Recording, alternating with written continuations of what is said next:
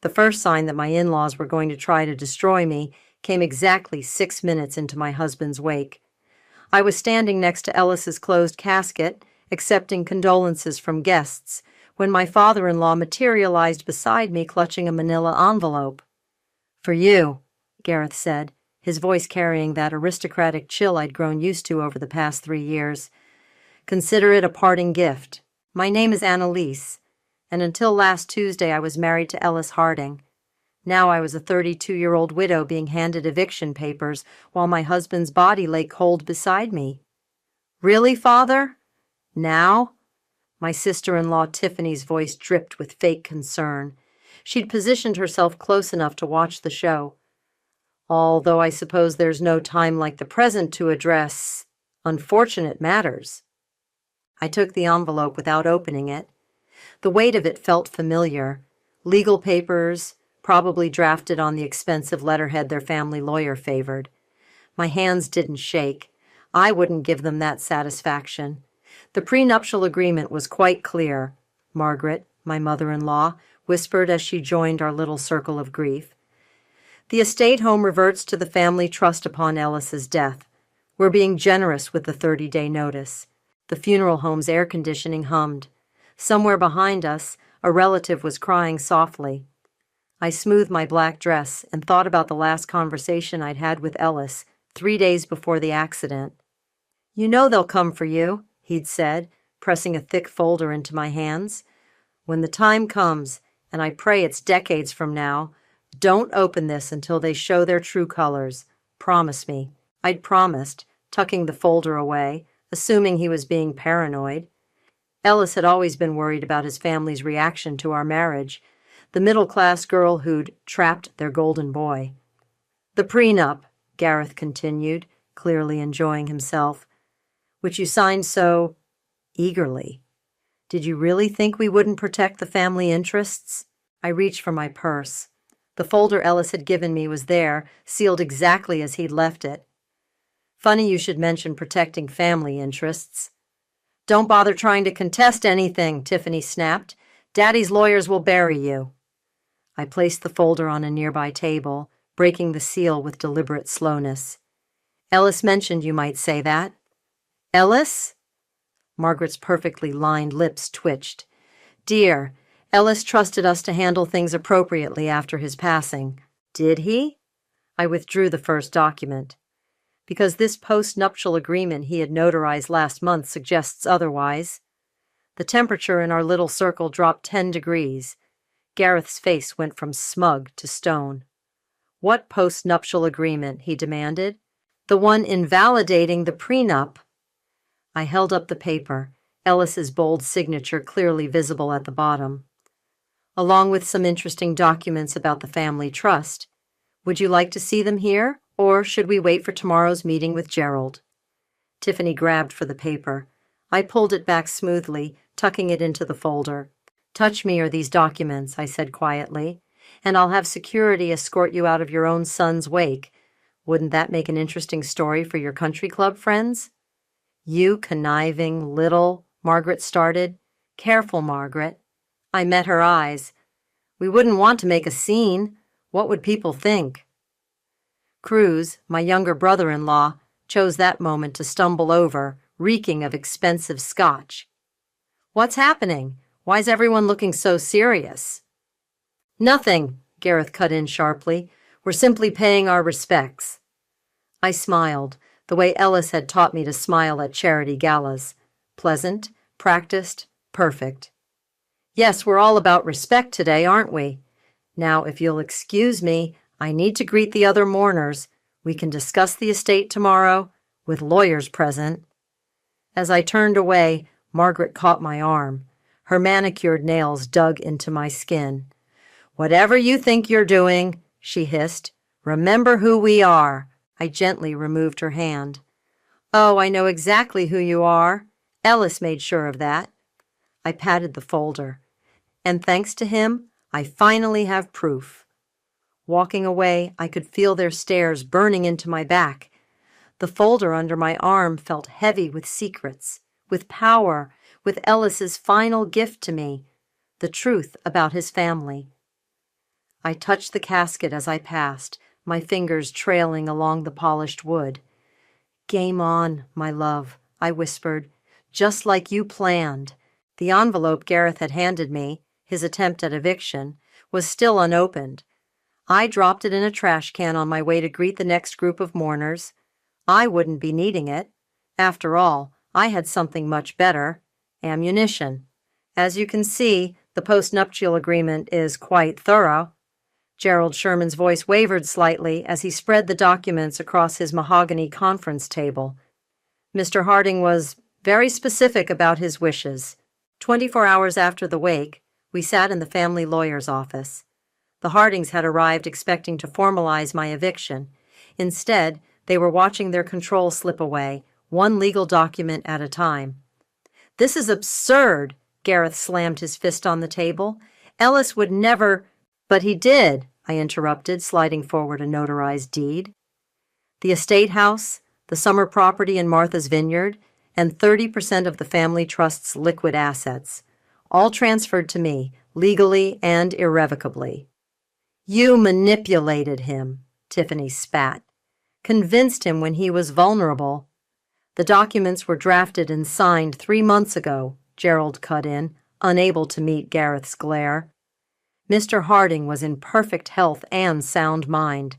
My best friend Nicole, who I'd brought as my witness, sat quietly taking notes. She'd known Ellis too, had seen how his family's manipulation had worn him down over the years. "There must be some mistake in the asset inventory," Margaret said, her voice honey-sweet but her eyes cold. "Several key properties are missing." I caught the quick glance between Gareth and Cruz. "Interesting. You mean like the warehouse complex in Boston?" I asked innocently. "Or the offshore accounts Ellis mentioned in his letter?" Cruz choked on his water. "What letter?" I pulled out Ellis's handwritten pages, watching their faces carefully. He left quite detailed notes about certain financial irregularities, particularly regarding the Hardy Foundation's charitable donations. "That's enough!" Gareth stood up so quickly his chair toppled backward. "Gerald, this meeting is over. We'll be contesting everything." "Contest away," I said calmly. "But while you do, I'll remain in control of the estate house. The post-nup is already filed with the court." "You gold-digging bitch," Tiffany hissed. "You think you can just—" "Actually," Nicole spoke up, her lawyer voice in full effect, "she can. And if you continue with that language, we'll add harassment to the record." Margaret's perfect composure finally cracked. "Ellis was our son, our flesh and blood. You were just some girl he met at a charity event. You have no right—" "I was his wife." My voice cut through her tirade like steel. "The woman he chose to spend his life with. The one he trusted enough to tell everything to." I stood up, gathering my documents. "And I do mean everything." "Is that a threat?" Cruz asked, suddenly looking nervous. "No, just a fact. Like the fact that I've hired Alexander Holmes to audit the family accounts." I watched Gareth's face go pale. "Ellis recommended him highly, said Alexander had already uncovered some interesting patterns." "You're bluffing," Gareth said, but his voice lacked conviction. I pulled out my phone, showing them Alexander's text confirming our afternoon appointment. "Would you like to bet your reputation on that?" Gerald cleared his throat. "Perhaps we should adjourn for today. The post-nuptial agreement will need to go through probate, but in the meantime, Mrs. Harding retains control of the specified properties." "This isn't over," Margaret promised as they filed out. "No," I agreed. "It's really not." Once they were gone, Nicole turned to me. "Holy shit, Anna! That was intense!" "Ellis knew them better than anyone," I said, pulling out more documents from my folder. "He left me everything I'd need, including proof of what they did to him." "What do you mean?" I showed her the maintenance records Ellis had collected, the suspicious transfers right before his accident. "Help me go through these? There's something here, something bigger than just missing assets." Nicole's eyes widened as she scanned the papers. "Anna, these dates. The brake inspection report looks altered." "I know." I touched Ellis's signature on the post-nup, remembering his words. Don't open this until they show their true colors. That's why we're meeting Alexander. Ellis hired him months ago to investigate his family. Now I'm hiring him to finish the job. They're going to fight back hard, Nicole warned. I thought about the eviction papers at the wake, about years of snide comments and barely veiled threats, about Ellis trying to break free from their control, dying in a car crash just weeks after changing his will. Let them fight, I said, staring out Gerald's window at the Boston skyline. Ellis left me the weapons I need, and unlike them, I have nothing left to lose. Nicole squeezed my hand. What's our next move? I pulled out one final document, a list of properties in Cruz's name, purchased with money that should have been in the family trust.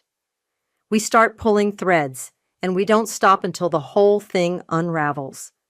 The game was on, and I intended to play it exactly as Ellis had planned, right down to the last devastating move. 2 weeks before his death, Ellis tried to change his will. Alexander's gravelly voice filled my kitchen as he spread photographs across the island counter. The paperwork was drafted, but never filed. I stared at the images, documents scattered across a desk, Ellis's signature clearly visible. How did you get these? Gerald Sherman's assistant. She kept copies of everything. Alexander tapped one photo. Notice the date stamp? The day after this, Gerald suddenly took a 2-week vacation. When he came back, the will changes were gone. Nicole, who'd been examining the photos, looked up sharply. Gone as in? As in shredded, deleted, erased? Alexander's weathered face hardened. Someone made damn sure those changes never saw daylight. I thought about Gerald's nervous behavior in his office. Time to pay our family lawyer another visit. An hour later, I sat across from Gerald in his private office. No family members this time, no legal posturing, just truth. I know about the will, Gerald. I placed Alexander's photos on his desk. I know Ellis tried to change it. His face went ash gray. Where did you get these? Does it matter? What matters is what happened to those changes, and why you took that convenient vacation. Gerald loosened his tie, eyes darting to his door. You don't understand. There were threats. From Gareth? He nodded almost imperceptibly. He said he'd ruin me, said he had proof of indiscretions, things that would cost me my license. Tell me about the changes Ellis wanted to make. Gerald's hands shook as he reached for his water glass. He wanted to restructure everything, remove Gareth's access to the trust, set up independent oversight, and... He hesitated. And what? He wanted to add provisions about foul play. If anything happened to him under suspicious circumstances, control would pass directly to you, bypassing the family entirely. The room seemed to tilt slightly. Ellis suspected something might happen to him? He was scared. Gerald's voice dropped to barely a whisper. Said his father was acting strange, making threats. Then his car. My heart stopped. What about his car? 2 days before the accident, Ellis ordered a full maintenance check, said the brakes felt soft. Gerald pulled out his phone, scrolling through old texts. He sent me this the morning he died. The message read, If anything happens to me, tell Annalise to check the garage security footage from last night. Did you check the footage? I demanded. It was gone. System malfunction, they said. Gerald's face crumpled. I should have done more, should have stood up to them. You can do something now. I leaned forward. Help me prove what they did. He stared at me for a long moment, then reached into his desk drawer. Ellis left this with me, said to give it to you if anything felt wrong about his death. He handed me a USB drive. It's footage from his private office. He had his own cameras installed. I clutched the drive, my hands trembling. What's on it? I don't know. Never looked. Gerald straightened his tie. But whatever it is, Gareth was willing to blackmail me to keep the will from changing. Think about that. I called Alexander the moment I left Gerald's office. Within an hour, We were watching the footage in Nicole's apartment. The video showed Gareth in Ellis's office late at night, going through his desk. Then Cruz entered, carrying what looked like maintenance reports. "The brake lines are taken care of," and Cruz said on screen. "Looks like a normal wear and tear issue." Gareth nodded. "Good. And the security cameras?" "Looped footage from last week. No one will know." I felt sick. Nicole gripped my hand as we watched Gareth pull out his phone. "It's done," he said to someone. "Ellis won't be changing anything now." Alexander paused the video. "There's more, but I think we've seen enough. This plus Gerald's testimony." "It's not just fraud anymore," Nicole said quietly. "This is murder." I thought about Ellis's last words to me, his insistence that I wait to open the folder. He'd known. He'd been gathering evidence, preparing for the worst. "Alexander," I said, my voice steady despite the rage burning inside me. "I need you to do two things. First, get this footage authenticated and secured. Second, find out everything you can about Ellis's car maintenance records, every mechanic, every service date." "What are you going to do?" Nicole asked. I pulled out my phone, dialing Gerald's number. "I'm going to give our family lawyer a chance to get ahead of this, before the police get involved." As the phone rang, I looked at the frozen image of Gareth and Cruz on screen. They thought they'd silenced Ellis, erased his final moves. Instead, they'd given me everything I needed to destroy them. "Gerald," I said when he answered, "we need to talk about Ellis's accident, and this time you're going to tell me everything." The game wasn't just about inheritance anymore, it was about justice, and I was just getting started. The estate house's security system chimed as I entered the access code. Inside, the sound of breaking glass and drunken laughter echoed from the library.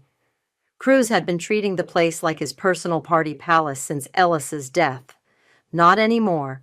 I walked into the library, flanked by 2 police officers and a court-martial.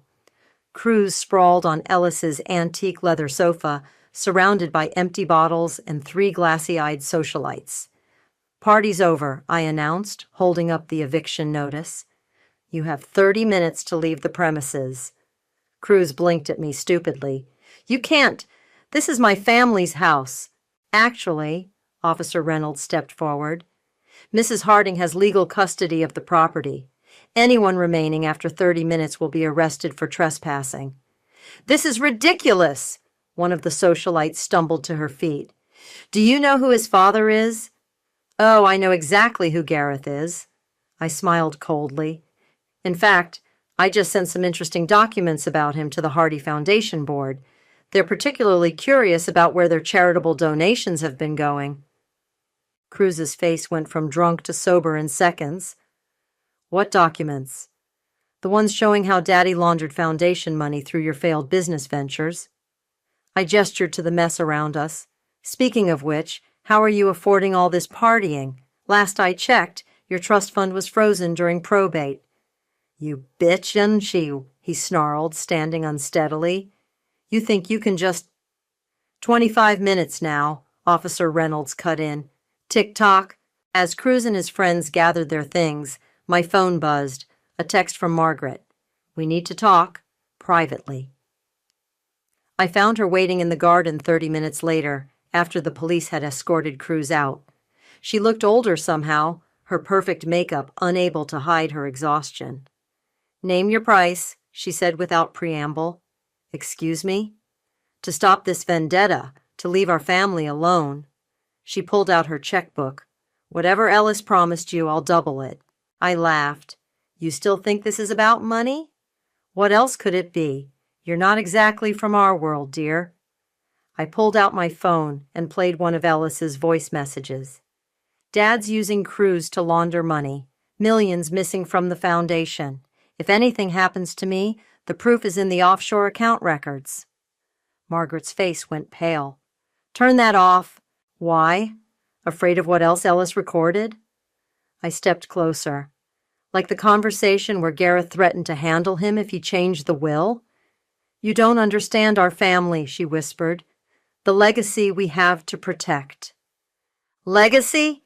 My voice shook with rage. Your legacy is built on fraud and murder. Ellis knew it, and he left me everything I needed to prove it. We can make a deal. No. I showed her my phone screen displaying an email draft. This goes to the FBI in an hour. Complete records of Garrett's embezzlement, Cruz's money laundering, and evidence of Ellis's murder. Unless... Her eyes narrowed. Unless what? Confess. Tell me everything. Why Ellis really died. Margaret sank onto a garden bench, her composure finally cracking.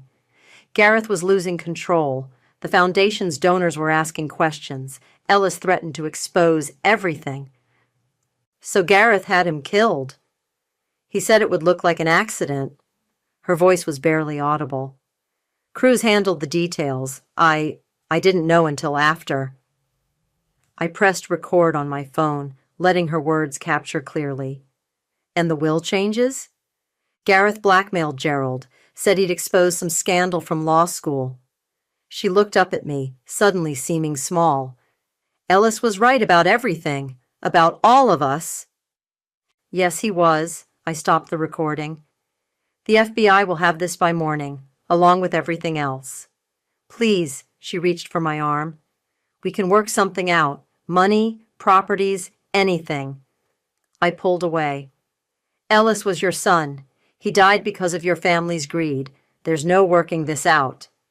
Then why, she gestured helplessly, why offer me the chance to confess? Because Ellis would have wanted the truth from at least one of you. I turned to leave, then paused. Oh, and Margaret, don't bother warning Gareth. The evidence is already backed up in multiple locations.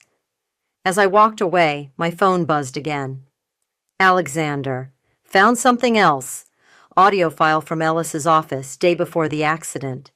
Gareth talking about making sure Ellis doesn't need to live forever. I texted back, send it to the FBI. Time to end this. In the estate house, I went to Ellis's study. Everything was exactly as he'd left it. The leather-bound books, the antique desk, the photo of us on our wedding day. He'd known what his family was capable of, had prepared for the worst while hoping for the best. I promised I'd burn it all down, I whispered to his empty chair, and tomorrow it all goes up in flames. The final pieces were in place. By this time tomorrow, the Hardings' carefully constructed world would be ashes, just like Ellis planned. Happy birthday, my love, I whispered, placing fresh roses on Ellis's grave. It should have been his 39th birthday. Instead, I was hosting a different kind of celebration. The private memorial I'd arranged drew people the Hardings had never bothered to know. Ellis's college roommate, his favorite barista, the elderly gardener who'd worked the estate grounds for 30 years. Real people who'd loved the man, not the heir.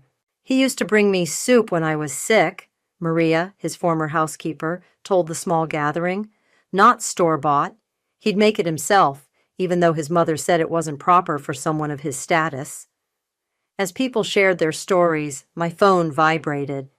A text from Alexander. Need to see you. Now. Found something big. I slipped away to meet him in the estate's garden house. His face told me everything. This was worse than we'd imagined. Ellis had a child, he said without preamble, handing me a file. From before he met you, a 5-year-old boy.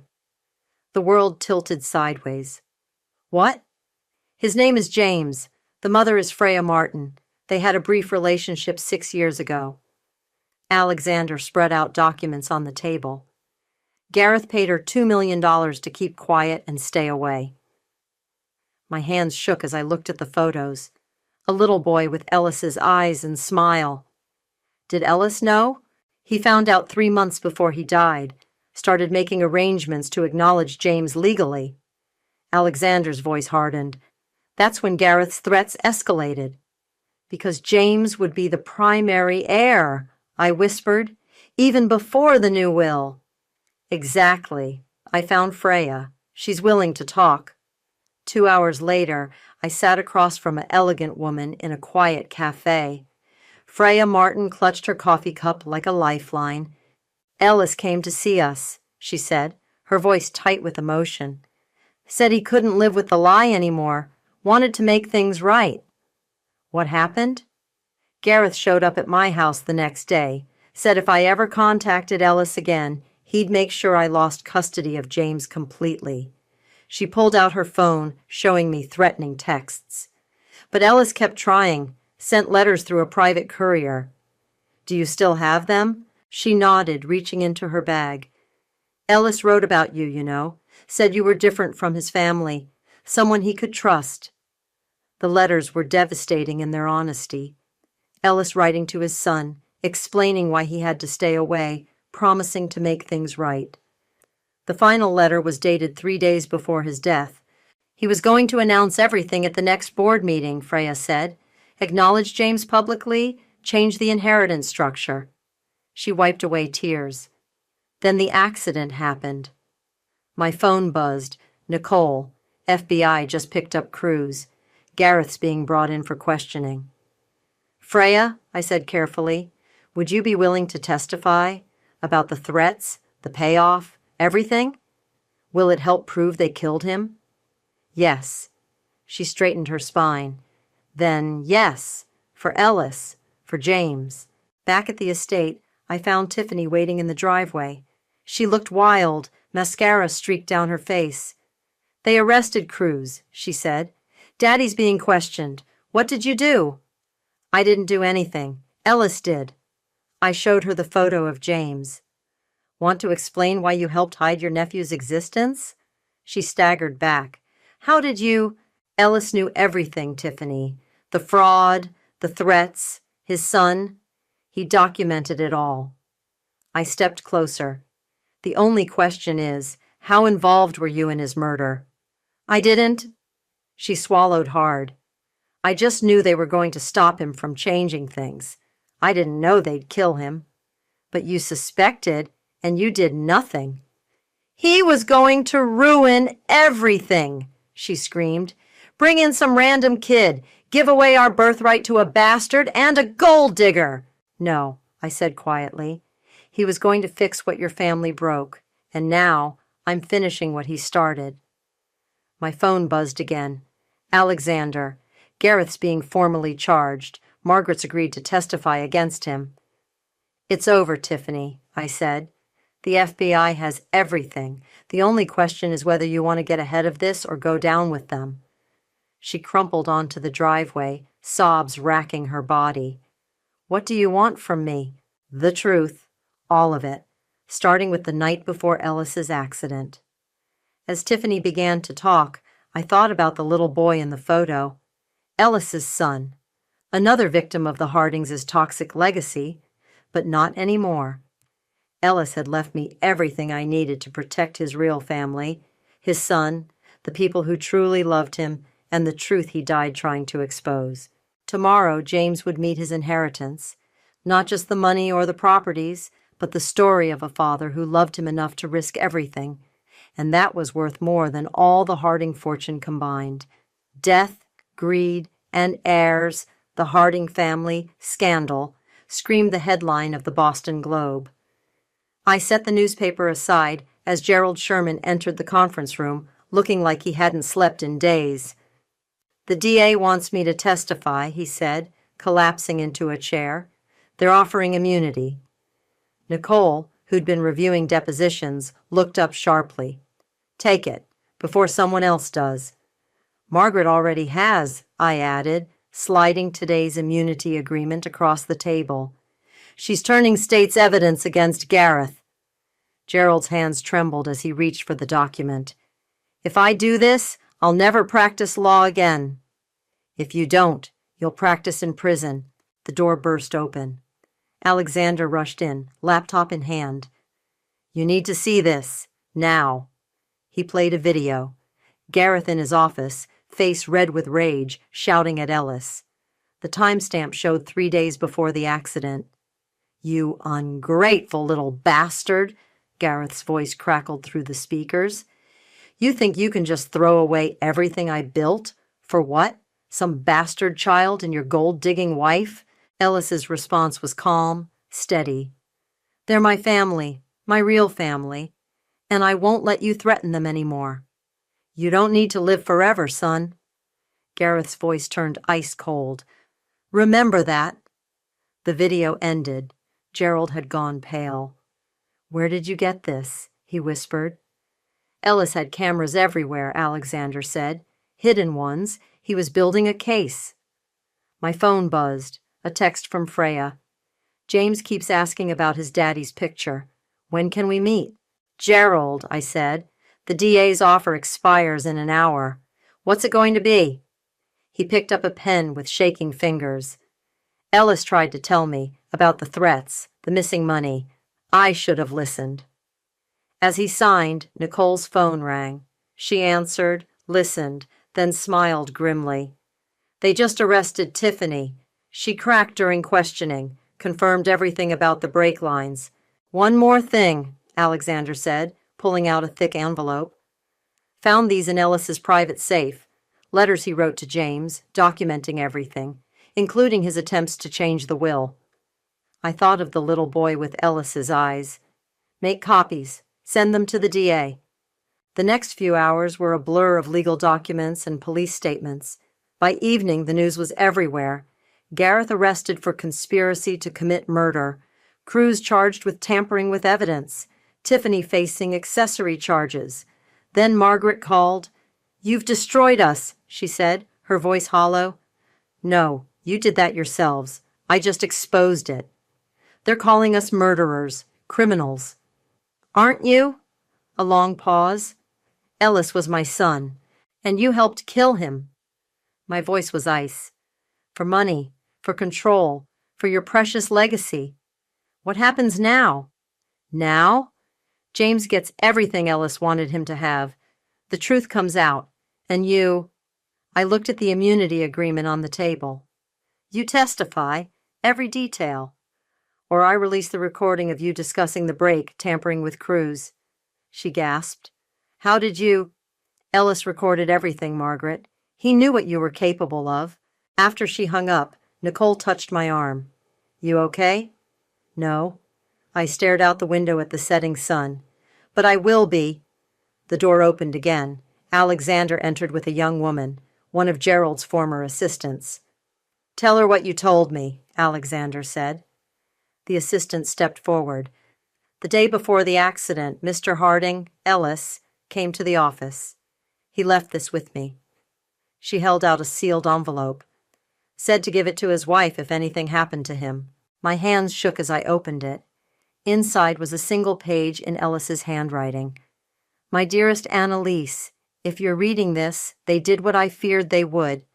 But I've given you everything you need to protect yourself and James. The truth is your weapon. Use it. I'm sorry I couldn't finish this fight. Sorry I left you to face them alone. But I'm not sorry I married you. Not sorry I trusted you with everything, including the future I wanted for my son. Make them pay, make them face what they've done, then build something better from the ashes. All my love, Ellis. I folded the letter carefully, tucking it away. Alexander, set up a meeting with Freya and James. It's time they came home. The press will be all over this, Nicole warned. Good. I picked up the immunity agreement Gerald had signed. Let everyone see exactly who the Hardings really are. My phone buzzed one final time. A message from Gareth's number. You'll regret this. I smiled, thinking of Ellis's letter, of James's photo, of justice finally being served. No, I whispered. I really won't. The courthouse buzzed with tension as I took the stand. Gareth sat at the defense table, still wearing his custom suits, still projecting authority. But his eyes told a different story. He knew what was coming. Mrs. Harding, the prosecutor began, please tell the court about the last conversation you had with your husband. Ellis gave me a folder, I said clearly, told me not to open it until his family showed their true colors. And what did that folder contain? Evidence. Financial records showing embezzlement from the Hardy Foundation, recordings of threats made against him, documentation about his son, James, whom Gareth had paid to keep hidden. Gareth's attorney stood. Objection! Speculation about... Overruled, the judge cut in. Continue. I detailed everything: the altered brake records, the missing security footage, Gerald's confession about the will. With each word, Gareth's face grew darker. And this recording, the prosecutor held up a flash drive, was made in Ellis's office 3 days before his death? Yes. Ellis had installed his own hidden cameras after the threats began. They played the video. Gareth's voice filled the courtroom. You don't need to live forever, son. Margaret was next on the stand, her designer outfit replaced by something plainly expensive but subdued. Her immunity deal had broken the case wide open. Yes, she testified, voice trembling. Gareth ordered Cruz to tamper with the brakes, said it had to look like an accident. And why was this done? Ellis was going to expose everything at the board meeting. The missing millions, his son James, all of it. She wouldn't look at Gareth. We couldn't let that happen. We? The prosecutor pressed. Gareth said it was for the family, for our legacy. Margaret's composure cracked. I let them kill my son for money. During a recess, Nicole found me in the hallway. Tiffany's attorney called. She's ready to allocute. Full confession. And Cruz? Singing like a bird, threw Gareth under every bus he could find. Back in court, Freya testified about the payoff, the threats, Ellis's attempts to reconnect with James. She read from Ellis's letters, his words painting a picture of a father desperate to right his wrongs. The last time I saw him, Freya said, clutching one of the letters, he promised to make everything right.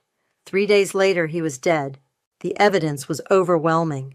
Financial records showed millions siphoned through shell companies. Security footage revealed Cruz tampering with Ellis's car. Phone records documented the conspiracy. When the verdict came, it was unanimous, guilty on all counts. Before sentencing, the judge said, does the defendant wish to make a statement? Gareth stood slowly. For a moment, he looked every bit his age. Everything I did was to protect what we built. Ellis was going to destroy... He was going to fix it, I interrupted, standing. Tell the truth. Protect his son. That's what really scared you, wasn't it? Not the money, but the truth. He'd be ashamed of you, Gareth spat, destroying his family's name like this. I smiled, remembering Ellis's letter. No, he told me to burn it all down, and that's exactly what I did. The judge's gavel cracked like thunder. Gareth Harding, for the conspiracy to commit murder of your own son, for financial fraud, and for the subsequent cover-up, I sentence you to life imprisonment without possibility of parole. As they led him away, I caught Margaret's eye. She looked broken, empty. Cruz sat slumped in handcuffs, while Tiffany sobbed quietly in the gallery. Outside the courthouse, reporters swarmed. But through the chaos, I saw them, Freya and James, waiting by Alexander's car. Is it over? Freya asked as I approached. Yes. I knelt down to James's level. Hi there, I'm Annalise. I knew your daddy. The little boy smiled Ellis's smile. Mommy says we can live in Daddy's house now. That's right. Would you like that? He nodded enthusiastically. Can I see his books? Mommy says he had lots of books. He did. I stood, taking his small hand. And they're all waiting for you. Nicole appeared at my side. The estate transfer papers are ready. James is officially recognized as Ellis's heir. With you as trustee until he's of age, Freya added, just like Ellis wanted. I watched James studying the courthouse with Ellis's curious eyes. The truth hadn't just destroyed the Hardings' legacy. It had restored it to its rightful heir. Let's go home, I said, squeezing James's hand. Your daddy left us quite a story to tell you. As we walked away, I heard Gareth's last words echo in my head. He'd be ashamed of you. No, I thought. Ellis would be proud. Proud that the truth had finally won. Proud that his son was home. Proud that justice, though delayed, had finally been served, and somewhere I hoped he was smiling. The estate library smelled of old books and fresh coffee, as James curled up in Ellis's favorite reading chair, completely absorbed in Treasure Island, the same copy his father had loved at his age. Through the window, Autumn leaves danced across the garden, where Freya was planting bulbs for spring. Just like Ellis, Nicole said, watching James. He even holds the book the same way. I found more letters yesterday, I told her, pulling out a bundle tied with blue ribbon. Hidden in Ellis's desk drawer. He wrote them every week, even when he couldn't send them. The doorbell rang. Alexander stood on the steps, holding a thick manila envelope. His face was unreadable. "What's wrong?" I asked, letting him in. "Got the final report from the forensic accountants." He spread documents across the kitchen island. "There's another account, one we missed." Nicole leaned in. "Where?" "Cayman Islands. But here's the thing. It's not in Gareth's name, or Cruz's." He pointed to a signature. "It's in Margaret's." My hands went cold. "How much?" $50 million, and the transfer records." He hesitated. "They go back 20 years, long before Ellis met you." "Before Ellis was even working for the company," Nicole added. The implications hit me like a wave. She was stealing before any of this, before Ellis started investigating. "There's more." Alexander pulled out a photo. "Found this in the bank records." The image showed Margaret with a man I didn't recognize, both smiling at the camera. The timestamp was from last year. "Who is he?" "Thomas Reed, former CFO of the Hardy Foundation." Alexander's voice hardened. "He resigned suddenly 15 years ago, right after a major audit." "Let me guess. The audit found nothing wrong?" "Not a thing. But he moved to the Caymans right after." Alexander tapped the photo. "Where he's been managing Margaret's hidden accounts ever since." The sound of James laughing drifted in from the library. Such an innocent sound in the middle of all this darkness. "She played us," I whispered. "Even while turning state's evidence, she was hiding this." "Should we tell the DA?" Nicole asked.